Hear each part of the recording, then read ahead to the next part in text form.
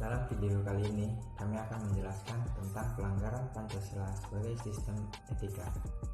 Pancasila sebagai sistem etika, selain sebagai way of life atau jalan hidup bangsa Indonesia, juga merupakan struktur pemikiran yang disusun untuk memberikan tuntutan atau panduan kepada seluruh warga negara Indonesia dalam bersikap dan bertingkah laku. Selanjutnya, pengertian etika. Istilah etika berasal dari bahasa Yunani, yaitu ethos, yang artinya adalah kebiasaan, watak, ataupun cara berpikir. Secara etimologis, yaitu ilmu yang membahas tentang adat kebiasaan, dan secara luas, yaitu ilmu yang membahas tentang kriteria baik dan buruknya. Secara umum dikenal sebagai pemikiran filosofis mengenai segala sesuatu yang dianggap baik atau buruk tingkah laku manusia. Kemudian pengertian etika Pancasila, yaitu etika yang mendasarkan pada penilaian nilai-nilai Pancasila, yaitu ada sila ketuhanan, kemanusiaan, persatuan, kerakyatan, dan Urgensi Pancasila sebagai sistem etika.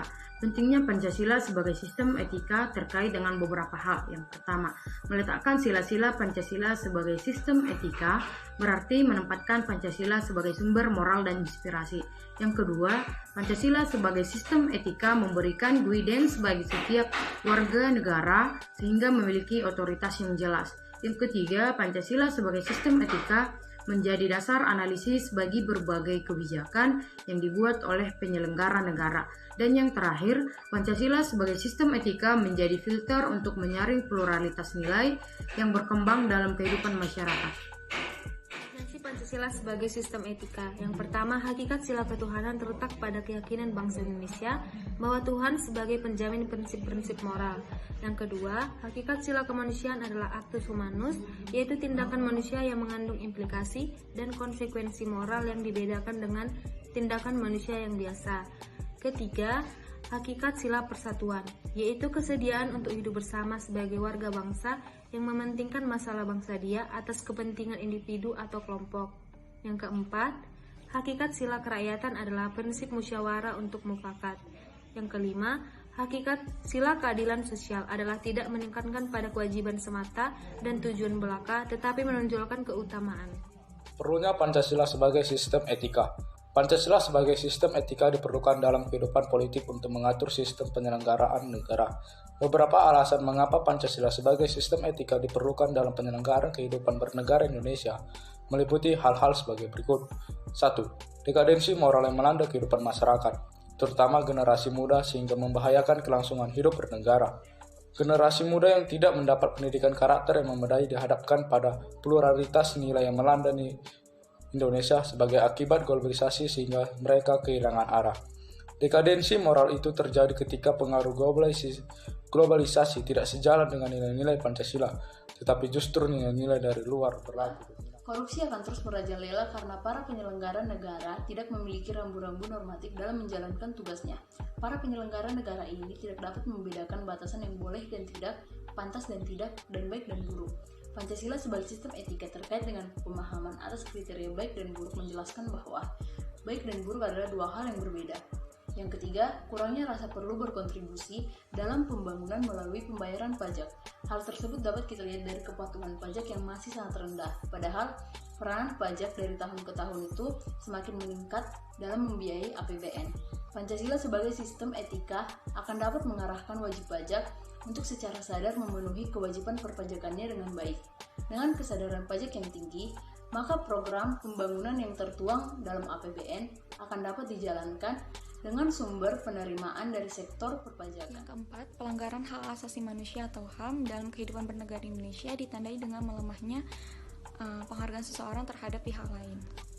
Kasus-kasus pelanggaran HAM yang dilaporkan di berbagai media seperti penganiayaan terhadap pembantu rumah tangga, penelantaran anak-anak, dan juga kekerasan dalam rumah tangga. Lalu yang kelima yaitu kerusakan lingkungan yang berdampak terhadap berbagai aspek kehidupan manusia seperti kesehatan, kelancaran penerbangan, nasib generasi yang selanjutnya, global warming, perubahan cuaca, dan lain-lain. Kasus-kasus tersebut menunjukkan bahwa kesadaran terhadap nilai-nilai Pancasila, yaitu sebagai sistem etika, belum mendapat tempat yang layak di hati masyarakat. Pengertian pelanggaran Pancasila. Pelanggaran Pancasila adalah perbuatan yang melanggar peraturan perundang-undangan dan kode etik. Pelanggaran merupakan perilaku yang menyimpang untuk melakukan kehendak sendiri tanpa memperhatikan peraturan yang telah dibuat. Contoh kasus pelanggaran yang ada di Indonesia. Pertama, pada sila pertama, pelanggaran yang ada di Indonesia yaitu perusakan tempat ibadah, gerakan radikal kelompok tertentu yang mengatasnamakan agama dan tidak ada sikap toleransi terhadap sesama. Contohnya peledakan bom Bali. Solusinya yaitu lebih mendekatkan diri kepada Tuhan, menjalankan dan melaksanakan ajaran sesuai aturan yang ada. Yang kedua, pelanggaran yang ada di Indonesia pada sila kedua misalnya mempekerjakan anak di bawah umur, bullying, dan perbudakan. Contoh kasusnya perbudakan terhadap 34 buruh pabrik pengolahan aluminium di Tangerang, Banten. Solusinya menghargai setiap hak dan martabat setiap individu dan saling mengasihi antar sesama. Pelanggaran yang dialami oleh sila ketiga yaitu tidak menghargai agama, suku, budaya, ras, dan tidak menempatkan kesatuan, persatuan, kepentingan, dan keselamatan bangsa dan negara di atas kepentingan pribadi atau golongan. Contoh kasusnya yaitu OPM atau Organisasi Papua Merdeka. Solusinya memperkuat rasa nasionalisme dalam NKRI dan menghargai keanekaragaman bangsa. Sila keempat, pelanggaran yang dialami oleh sila keempat yaitu ketidakadilan bagi rakyat, pelanggaran HAM, dan melarang orang menduduki jabatan tertentu karena suku, ras, dan agama. Contoh kasusnya, kemiskinan yang marak di Indonesia, banyaknya anak usia sekolah yang harus berhenti sekolah karena tidak mampu membayar, dan pelayanan kesehatan bagi warga yang kurang mampu masih belum dirasakan. Solusinya, sebagai warga negara dan warga masyarakat, setiap manusia Indonesia mempunyai kedudukan, hak, dan kewajiban yang sama. Perlu juga adanya musyawarah dalam mengambil keputusan untuk kepentingan bersama dan musyawarah untuk mencapai mufakat, diliputi oleh semangat kekeluargaan. Baik, untuk contoh pelanggaran pada sila kelima adalah korupsi dan penyuapan yang dilakukan oleh aparatur negara terhadap anggaran negara.